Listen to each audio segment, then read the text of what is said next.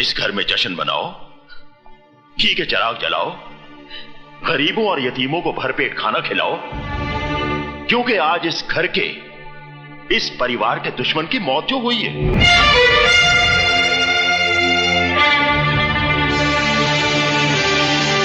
वो हमारा कोई रिश्तेदार तो था नहीं, हमारा सगा संबंधी होता तो हम उसके लिए आंसू बहाते, उसका मातम करते, लेकिन वो हमारा ही नहीं, इस दुनिया में किसी का कुछ नहीं था, ना किसी का दोस्त, ना किसी का भाई और ना ही किसी का बेटा। तो फिर ऐसे लावारिस के लिए आंसू क्यों बहाना? अरे उसके लिए तो उसकी मां ने आंसू नहीं बहाया होगा, तो फिर तुम क्यों रो रही हो? क्योंकि मैं ही उसकी मां हूं। इस कोख से मैंने ही उसे जन्म दिया है। हाँ, मैंने।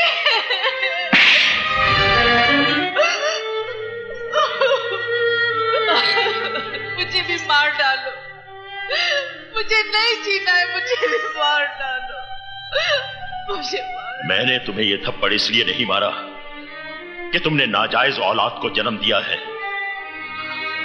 बल्कि इसलिए कि उसे जन्म देने के बाद तुमने उसे मां का प्यार नहीं दिया, उसे मां की ममता नहीं दी। इसमें मेरा कोई कसूर नहीं है। मेरे भाई ने मुझसे झूठ बोला था, कहा कि मुझे मरा हुआ बच्चा पैदा हुआ। कुछ दिन पहले ही मुझे पता चला विजय मेरा ही बेटा है, मेरा ही बेटा है। और जब पता चल ही गया था तो फिर तुमने उसे अपनाया क्यों नहीं? मैं डरती थी कहीं ये समाज आपकी इज्जत। समाज, इज्जत, इंसान की जान से बढ़कर है ये समाज और इज्जत। बाप के खून और मां के दूध से ज्यादा कीमती है क्या ये समाज और इज्जत? तुम्हें मुझसे आकर कहना चाहिए था कि विजय तुम्हारी नाजायज औलाद नहीं, बल्कि तुम्हारे प्यार की निशानी है।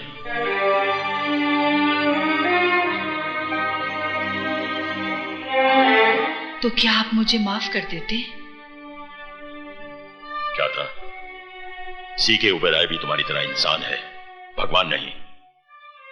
अगर तुम गलती कर सकती हो तो मैं भी गलती कर सकता हूं। मैं विजय को सिर्फ अपनाता ही नहीं, बल्कि उसे अपना नाम भी देता।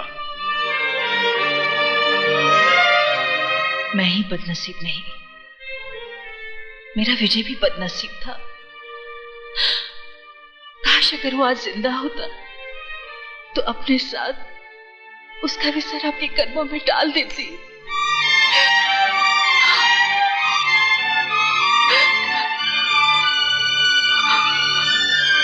तुम्हारा विजय जिंदा है शारदा। क्या? मेरा बेटा जिंदा है? तो फिर आपने मुझसे झूठ? मैंने तुमसे झूठ इसलिए बोला था ताकि तुम्हारी सोई हुई ममता को जगा सकूं।